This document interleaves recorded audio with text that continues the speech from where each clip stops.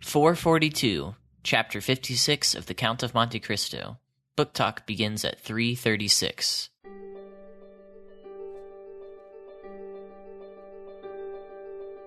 Welcome to Craftlit, the podcast for crafters who love books. My name is Heather Ordover, and I'm podcasting from where the Delaware River meets the Old York Road, New Hope, Pennsylvania. Episode 442, another piece of the puzzle. This episode of Craftlit is brought to you by its listeners. Many thanks and much gratefulness to all of the listeners who have gone over to patreon.com/Craftlit and pledged their support to the show. We couldn't do it without you. Thank you. Well, hello. How are you? I hope you are well. I wanted to thank everybody who sent in comments and questions and posted responses up on the website.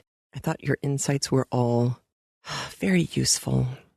Very, very useful. So thank you. Thank you for your patience, your tolerance, your forbearance, and for being back with us again this week. This week's chapter follows hard on last week's chapter as the Count left the room following meeting the father, Cavalcante, allegedly to go and meet the son, Cavalcante. And so we'll see that encounter today. But I also wanted to let you know that this week on the Crafty Chat, Dawn was not able to get there, and Erica had a job, so she wasn't able to get there. But Tara of Worcester Weight on Ravelry, she got to show up and chat with me, and we showed some pictures of a little Valentine's Day box that she made. Not little, it's a sizable Valentine's Day box that she made for her son. It is the most adorable thing, and we have links to that part of the video in the show notes for you, so you can take a look at that. I also wanted to ask you a crafty question. I am looking for some kind of table game for the upcoming bar mitzvah. And what do I mean by a table game? I mean that there is going to be a dinner. It's going to be both sides of the family. So everybody's seen each other, but they don't necessarily know each other very well. And it's not table seating in that there isn't a table number and you're given your number and you have to go sit down. Instead, we were thinking about putting people's names on the bottoms of little toys. The boy has been very specific about his theme choices. And we found a bunch of, they're not rubber duckies, they're rubber unicorns. They look like rubber duckies, though. And it's going to be March 18th, so there's no guarantee that the weather is going to be warm enough for anybody to be outside, even with a fire pit or an outdoor heater. So I don't want to rely on being able to do anything outside with these things, but I've been trying to figure out if there's some kind of game, scavenger hunty kind of thing, something that we can play. Not play like an organized play, but play like we post the instructions on the tables where people will sit with food and then let them have at it. I don't know. I figured if there was something out there in the world, you will know, and I will benefit from it and then share it with everybody else. So you can benefit from it too. All right, so the Count. Oh, this week, it's another one of those really, really deftly written chapters, and it's so much fun. There are a couple of things that go by kind of quickly. And, you know, the further away we get from exposition, the rarer it is that there's some big, heavy backlog of bits and pieces that without which you will miss jokes or important pieces of the plot or anything. There is one throwaway in here that if you listened to Dorian Gray way back when as a premium podcast, you might hear this one bit and say, ooh, oh. And that is yellow covered books.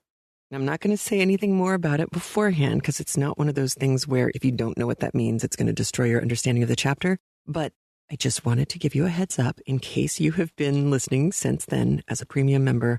I wanted to give you a heads up that that's coming, let you jog your memory, and then I'll fill everybody else in on the flip side. So that was one. And the second is there's going to be a mention at the very end of the chapter of several different places to go shopping. And I will give you information on that on the flip side as well. So, that's pretty much it. Let's listen, because it's a great chapter, to chapter 56 of The Count of Monte Cristo by Alexandre Dumas. Here we go.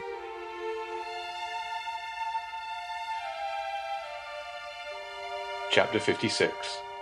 Andrea Cavalcanti. The Count of Monte Cristo entered the adjoining room, which Baptistin had designated as the drawing-room, and found there a young man of graceful demeanour and elegant appearance, who had arrived in a cab about half an hour previously. Baptistin had not found any difficulty in recognizing the person who presented himself at the door for admittance. He was certainly the tall young man with light hair, red beard, black eyes, and brilliant complexion, whom his master had so particularly described to him. When the Count entered the room, the young man was carelessly stretched on a sofa, tapping his boot with the gold-headed cane which he held in his hand. On perceiving the Count, he rose quickly. "The Count of Monte Cristo, I believe," said he. "Yes, sir, and I think I have the honour of addressing Count Andrea Cavalcanti." "Count Andrea Cavalcanti," repeated the young man, accompanying his words with a bow. "You are charged with a letter of introduction addressed to me, are you not?" said the Count. "I did not mention that, because the signature seemed to me so strange. The letter signed Sinbad the Sailor, is it not?" "Exactly so. Now, as I have never known any Sinbad, with the exception of the one celebrated in the 1001 Nights. Well, it is one of his descendants, and a great friend of mine. He is a very rich Englishman, eccentric almost to insanity, and his real name is Lord Wilmore." "Ah, indeed. Then that explains everything that is extraordinary," said Andrea. "He is, then, the same Englishman whom I met at... yes, indeed. Well, monsieur, I am at your service." "If what you say be true," replied the Count, smiling, "perhaps you will be kind enough to give me some account of yourself and your family." "Certainly I will do so," said the young man with a quickness which gave proof of his ready invention. "I am, as you have said, the Count Andrea Cavalcanti, son of Major Bartolomeo Cavalcanti, a descendant of the Cavalcanti whose names are inscribed in the Golden Book of Florence. Our family, although still rich, for my father's income amounts to 500,000, has experienced many misfortunes, and I myself was, at the age of 5 years, taken away by the treachery of my tutor, so that for 15 years I have not seen the author of my existence. Since I have arrived at years of discretion and become my own master, I have been constantly seeking him, but all in vain.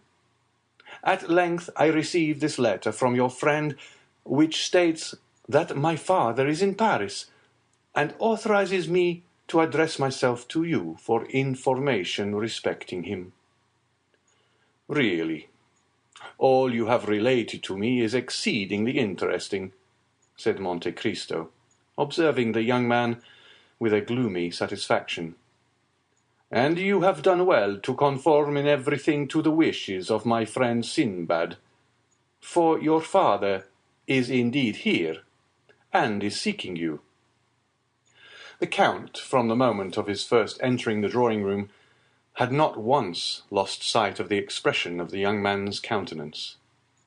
He had admired the assurance of his look and the firmness of his voice, but at these words, so natural in themselves, "Your father is indeed here and seeking you," young Andrea started and exclaimed, "My father? Is my father here?" "Most undoubtedly," replied Monte Cristo. "Your father, Major Bartolomeo Cavalcanti." The expression of terror, which for the moment had overspread the features of the young man, had now disappeared. "Ah, yes, that is the name, certainly. Major Bartolomeo Cavalcanti. And you really mean to say, monsieur, that my dear father is here? Yes, sir. And I can even add that I have only just left his company. The history which he related to me of his lost son touched me to the quick. Indeed, his griefs, hopes, and fears on that subject might furnish material for a most touching and pathetic poem. At length, he one day received a letter, stating that the abductors of his son now offered to restore him, or at least to give notice where he might be found, on condition of receiving a large sum of money by way of ransom. Your father did not hesitate an instant, and the sum was sent to the frontier of Piedmont, with a passport signed for Italy. You were in the south of France, I think. Yes, replied Andrea, with an embarrassed air. I was in the south of France. A carriage was to await you at Nice. Precisely so, and it conveyed me from Nice to Genoa, from Genoa to Turin, from Turin to Chambéry, from Chambéry to Pont de Beauvoisin, and from Pont de Beauvoisin to Paris. Indeed. Then your father ought to have met you on the road, for it is exactly the same route which he himself took. And that is how we have been able to trace your journey to this place. But, said Andrea, if my father had met me, I doubt if he would have recognized me. I must be somewhat altered since he last saw me. Oh, the voice of nature, said Monte Cristo. True, interrupted the young man. I had not looked upon it in that light. Now, replied Monte Cristo, there is only one source of uneasiness left in your father's mind, which is this. He is anxious to know how you have been employed during your long absence from him, how you have been treated by your persecutors, and if they have conducted themselves towards you with all the deference due to your rank. Finally, he is anxious to see if you have been fortunate enough to escape the bad moral influence to which you have been exposed, and which is infinitely more to be dreaded than any physical suffering. He wishes to discover if the fine abilities with which nature had endowed you have been weakened by want of culture, and in short whether you consider yourself capable of resuming and retaining in the world the high position to which your rank entitles you. Sir, exclaimed the young man, quite astounded, I hope no false report. As for myself, I first heard you spoken of by my friend Wilmore, the philanthropist. I believe he found you in some unpleasant position, but do not know of what nature, for I did not ask, not being inquisitive. Your misfortunes engaged his sympathies, so you see you must have been interesting. He told me that he was anxious to restore you to the position which you had lost, and that he would seek your father until he found him. He did seek, and has found him apparently, since he is here now, and finally my friend apprised me of your coming, and gave me a few other instructions relative to your future fortune. I am quite aware that my friend Wilmore is peculiar, but he is sincere, and as rich as a gold mine. Consequently, he may indulge his eccentricities without any fear of their ruining him, and I have promised to adhere to his instructions. Now, sir, pray do not be offended at the question I am about to put to you, as it comes in the way of my duty as your patron. I would wish to know if the misfortunes which have happened to you, misfortunes entirely beyond your control, and which in no degree diminish my regard for you, I would wish to know if they have not, in some measure, contributed to render you a stranger to the world in which your fortune and your name entitle you to make a conspicuous figure. Sir, returned the young man, with a reassurance of manner. "Make your mind easy on this score. Those who took me from my father, and who always intended, sooner or later, to sell me again to my original proprietor, as they have now done, calculated that in order to make the most of their bargain, it would be politic to leave me in possession of all my personal and hereditary worth, and even to increase the value, if possible.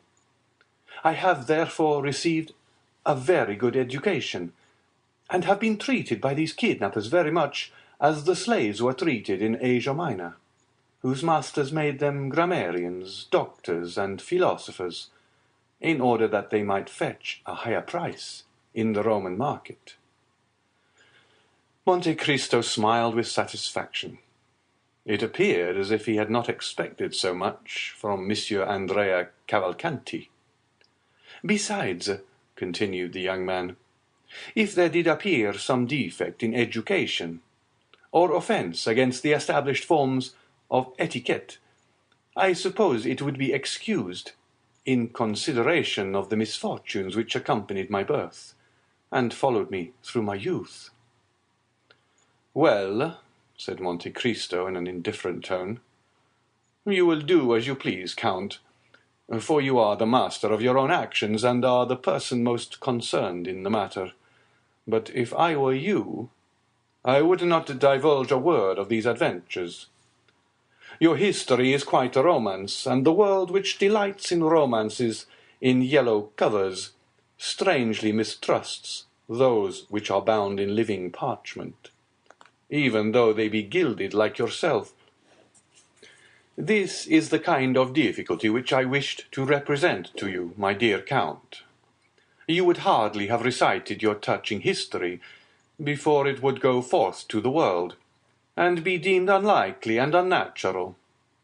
You would be no longer a lost child found, but you would be looked upon as an upstart who had sprung up like a mushroom in the night. You might excite a little curiosity, but it is not every one who likes to be made the centre of observation, and the subject of unpleasant remark." "I agree with you, monsieur," said the young man, turning pale, and, in spite of himself, trembling beneath the scrutinizing look of his companion. "Such consequences would be extremely unpleasant."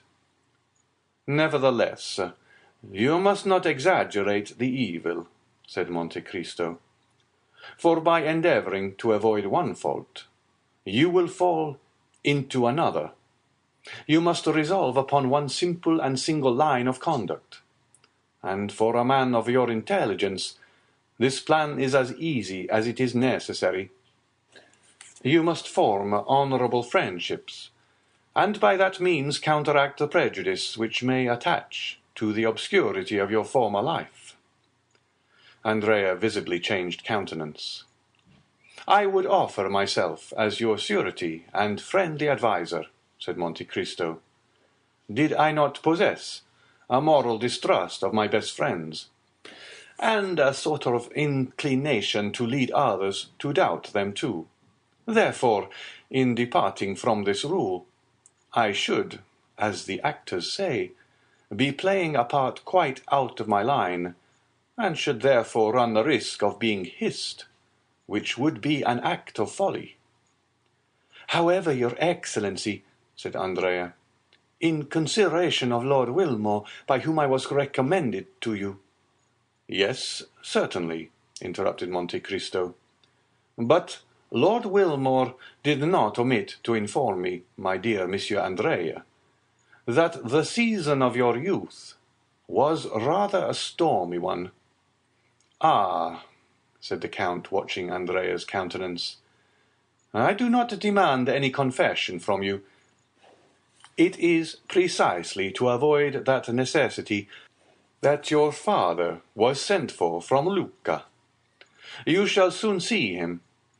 He is a little stiff and pompous in his manner, and he is disfigured by his uniform, but when it becomes known that he has been for 18 years in the Austrian service, all that will be pardoned. We are not generally very severe with the Austrians, In short, you will find your father a very presentable person, I assure you. Ah, sir, you have given me confidence. It is so long since we were separated that I have not the least remembrance of him, and, besides, you know that in the eyes of the world a large fortune covers all defects. He is a millionaire. His income is 500,000 francs. Then, said the young man with anxiety, I shall be sure to be placed in an agreeable position. One of the most agreeable possible, my dear sir. He will allow you an income of 50,000 livres per annum during the whole time of your stay in Paris. Then in that case I shall always choose to remain here. You cannot control circumstances, my dear sir. Man proposes, and God disposes. Andrea sighed. But, said he, so long as I do remain in Paris, and nothing forces me to quit it, do you mean to tell me that I may rely on receiving the sum you just now mentioned to me? You may. Shall I receive it from my father? Asked Andrea with some uneasiness. Yes, you will receive it from your father personally, but Lord Wilmore will be the security for the money. He has, at the request of your father, opened an account of 6,000 francs a month at Monsieur Danglars, which is one of the safest banks in Paris. And does my father mean to remain long in Paris? Asked Andrea. Only a few days, replied Monte Cristo. His service does not allow him to absent himself more than 2 or 3 weeks together. Ah, my dear father, exclaimed Andrea, evidently charmed with the idea of his speedy departure. Therefore, said Monte Cristo, feigning to mistake his meaning, therefore I will not for another instant retard the pleasure of your meeting. Are you prepared to embrace your worthy father? I hope you do not doubt it.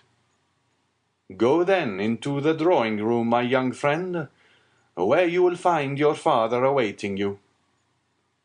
Andrea made a low bow to the Count and entered the adjoining room.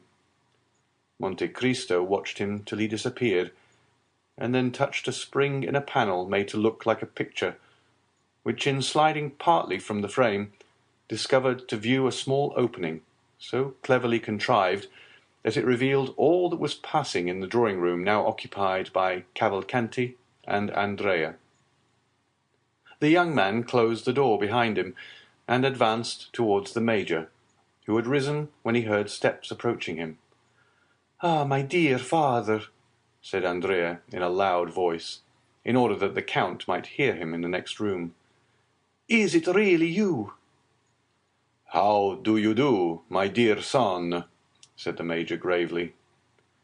"After so many years of painful separation," said Andrea, in the same tone of voice, and glancing towards the door, "what a happiness it is to meet again!"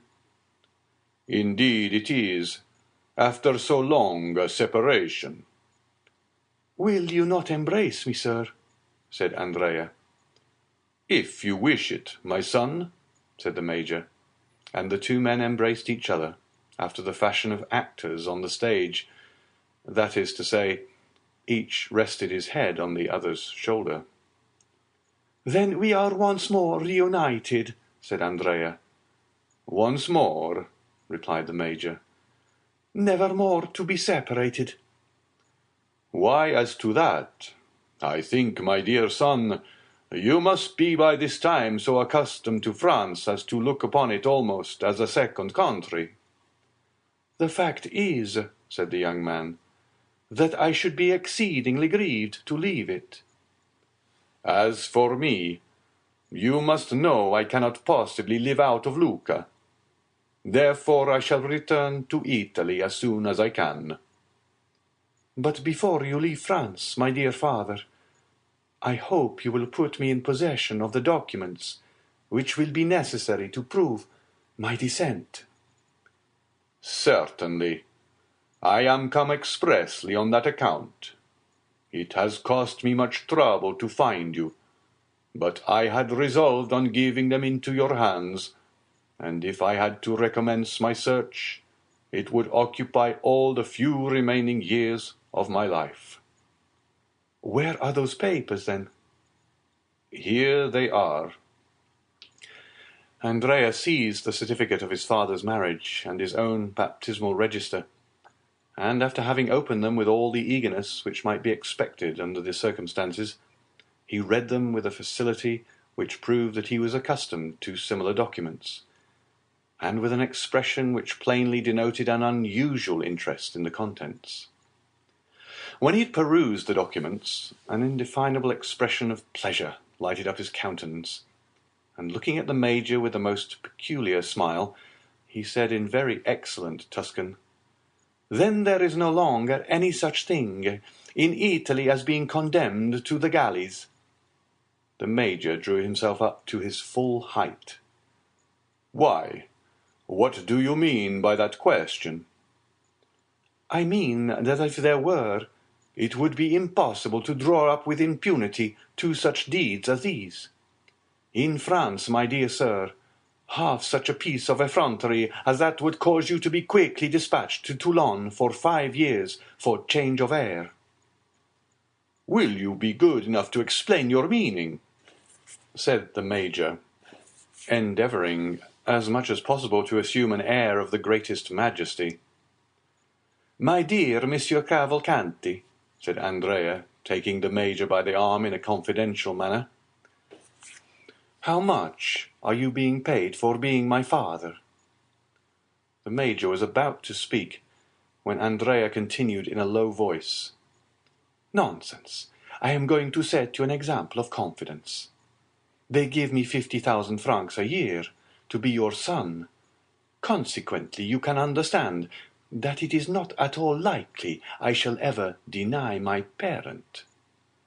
The Major looked anxiously around him. "Make yourself easy. We are quite alone," said Andrea. "Besides, we are conversing in Italian." "Well, then," replied the Major, "they paid me 50,000 francs down." "Monsieur Cavalcanti," said Andrea, "do you believe in fairy tales?" "I used not to do so, but I really feel now almost obliged to have faith in them." "You have, then, been induced to alter your opinion? You have had some proofs of their truth?" The Major drew from his pocket a handful of gold. "Most palpable proofs," said he, "as you may perceive." "You think, then, that I may rely on the Count's promises?" "Certainly I do." "You are sure he will keep his word with me?" "To the letter. But at the same time, remember, we must continue to play our respective parts. I as a tender father." "And I as a dutiful son, as they choose that I shall be descended from you." "Whom do you mean by they?" "Ma foi, I can hardly tell. But I was alluding to those who wrote the letter. You received one, did you not?" "Yes." "From whom?" "From a certain Abbé Busoni." "Have you any knowledge of him?" "No, I have never seen him." "What did he say in the letter?" "You will promise not to betray me?" "Rest assured of that. You well know that our interests are the same." "Then read for yourself." And the Major gave a letter into the young man's hand. Andrea read in a low voice, "You are poor. A miserable old age awaits you. Would you like to become rich, or at least independent? Set out immediately for Paris, and demand of the Count of Monte Cristo, Avenue des Champs-Élysées, No. 30, the son whom you had by the Marchese Cosinari, and who was taken from you at 5 years of age. This son is named Andrea Cavalcanti. In order that you may not doubt the kind intention of the writer of this letter, You will find enclosed an order for 2,400 francs, payable in Florence at Signor Gozzi's. Also a letter of introduction to the Count of Monte Cristo, on whom I give you a draft of 48,000 francs. Remember to go to the Count on the 26th May at 7 o'clock in the evening. Abbe Busoni? It is the same. What do you mean? Said the Major. I was going to say that I received a letter almost to the same effect. You? Yes. From the Abbe Busoni? No. From whom, then? From an Englishman called Lord Wilmore, who takes the name of Sinbad the Sailor. And of whom you have no more knowledge than I of the Abbe Busoni. You are mistaken. There I am ahead of you. You have seen him, then? Yes, once. Where? Ah, that is just what I cannot tell you. If I did, I should make you as wise as myself, which is not my intention to do.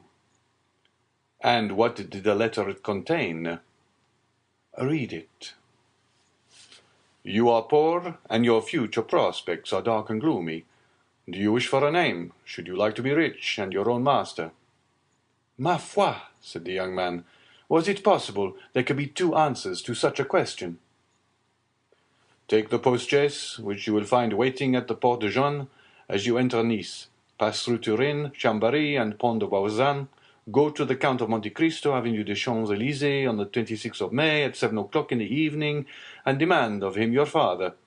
You are the son of the Marchese Cavalcanti and the Marchese Oliva Cosinari.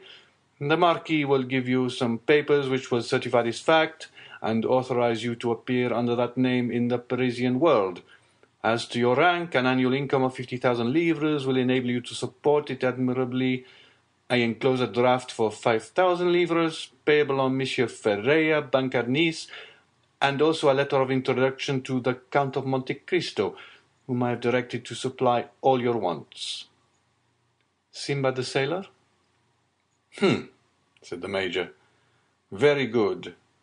You have seen the Count, you say? I have only just left him.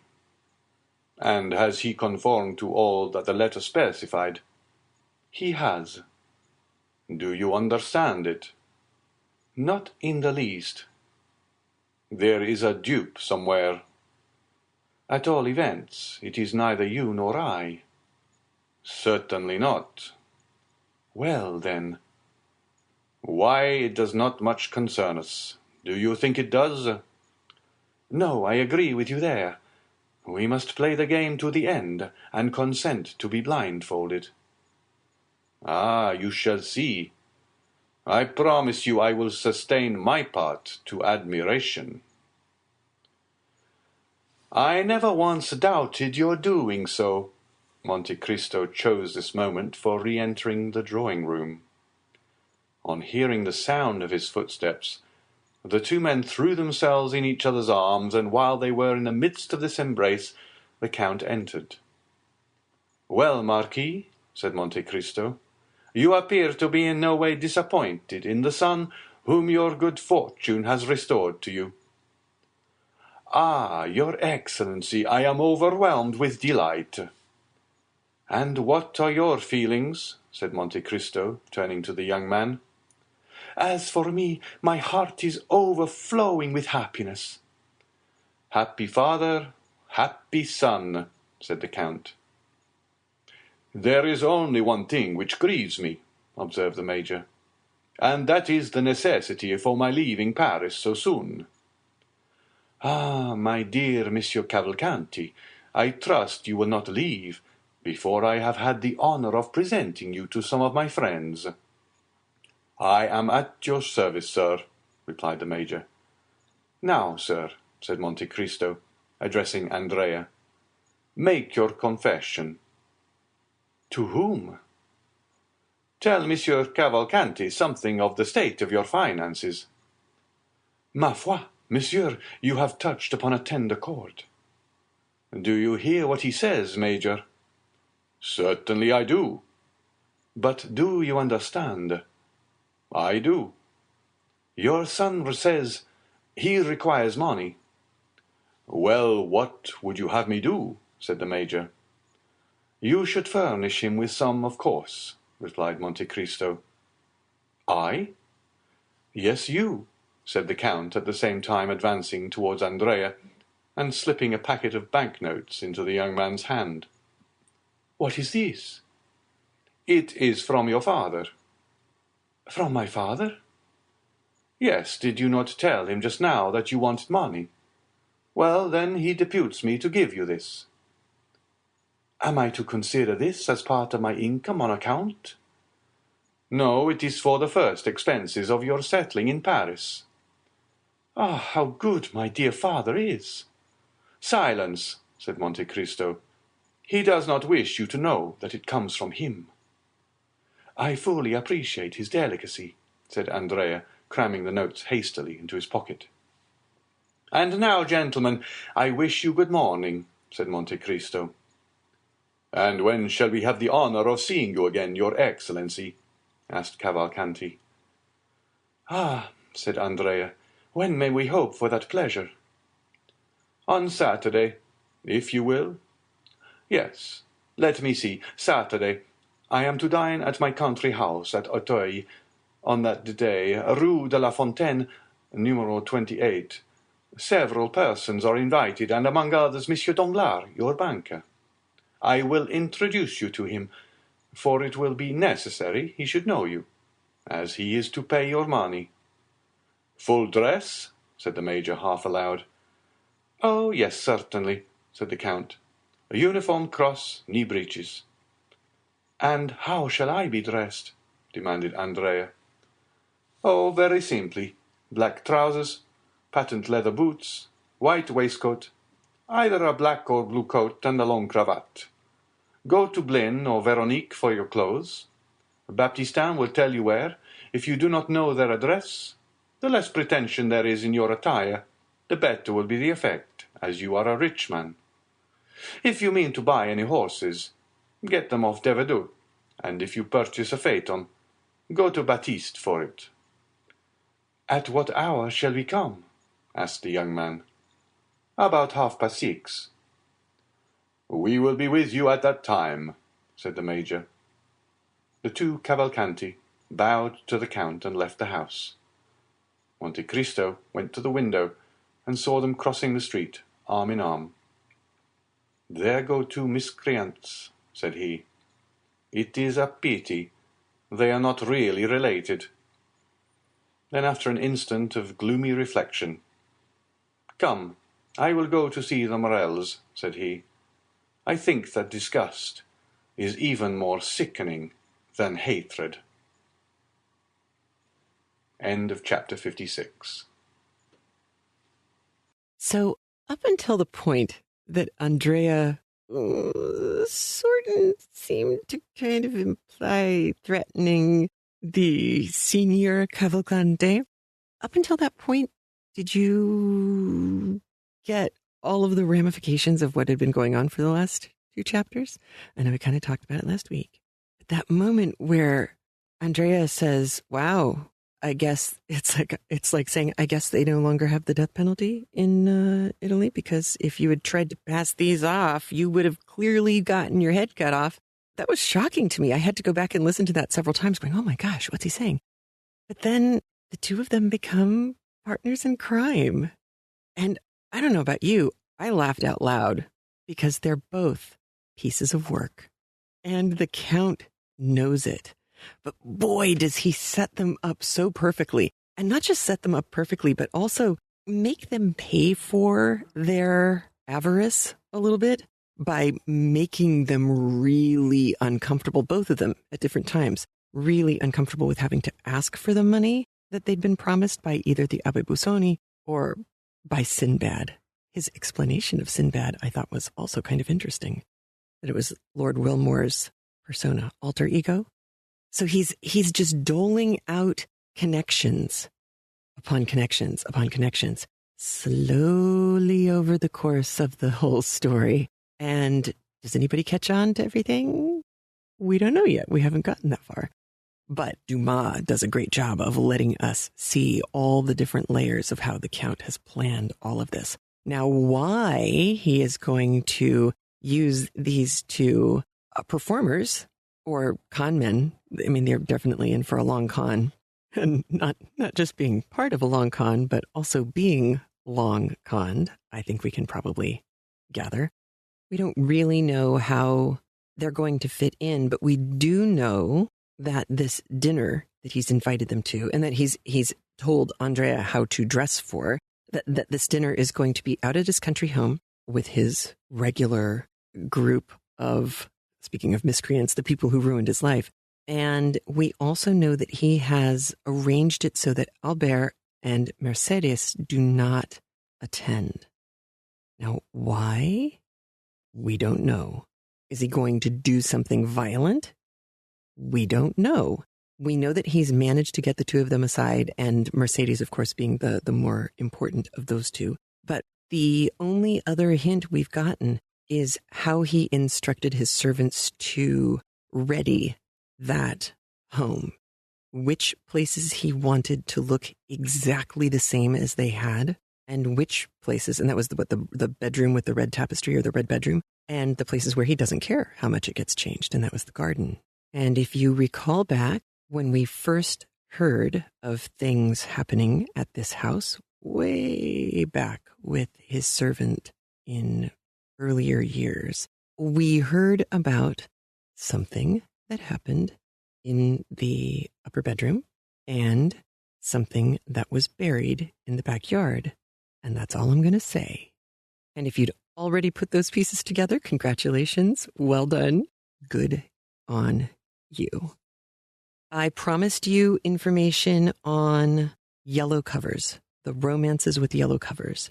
So back in the day, and this originally came out when we were doing Dorian Gray, as I mentioned before.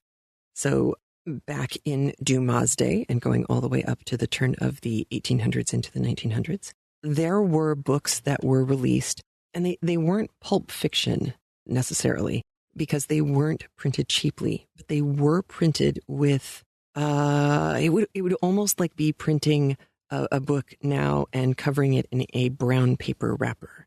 These were romances, and this was not romance capital R, this is romance lowercase r, usually a little on the blush-worthy side, although nothing like 50 Shades or anything like that. But they were usually a little eyebrow-raising, perhaps, or scandalous. And they had yellow covers, kind of like Penguin Classics have a very distinct look, or Cliff's Notes have a very distinct look. These books were released in a way that made it very transparent what you were talking about. I don't think it was just so children wouldn't read them or anything like that. I think it just made it easy to find what you were looking for. It also labeled you if somebody happened to see you with one. I suppose you'd have to have your servant go out and buy it for you. And it also labeled you if people came into your house and saw you with one. So the Count of Monte Cristo's point was the people in the class that you are reinserting yourself into, they may love reading books with yellow covers, but if they find out that you have a yellow covered existence in your past, that might not actually fly so well, because who's going to want to marry their daughter to you? So that's the point he was making. I loved the little throwaway lines in this chapter, though, the Count saying, well, not being inquisitive, blah, blah, blah, blah. And then he has a moral distrust of his best friends. And I love that Andrea Cavalcante thought that speaking to his fake father in Tuscan was protecting them from the Count. It's not like he could understand or anything, of course. And that is going to do it for us today. I will have more information for you on that fashion house that I promised you I'd tell you about, but the research turns out to be a little trickier than I thought. So we're still working on it, and I will have more for you on that next week. Until then, have a great time. I'll talk to you later. Bye. If you like getting free audiobooks with benefits every week, please consider supporting the show over at patreon.com/craftlit. There are rewards waiting for you beyond, the free podcast. You can also subscribe to our premium streaming audio by tapping the red lock when you are looking at the app or at the show notes at craftlit.libsyn.com/podcast. You can also sign up for a premium download subscription by following the links in the right-hand sidebar at craftlit.com. And if it's easier for you, you can always subscribe and review at iTunes and at Stitcher Radio. Like us on Facebook, support us at Patreon, and come with us on tour. For 9 years, Craftlit has been kept going by the support of you, the listener. And for that, I am truly grateful. And remember, if your hands are too busy to pick up a book, at least you can turn one on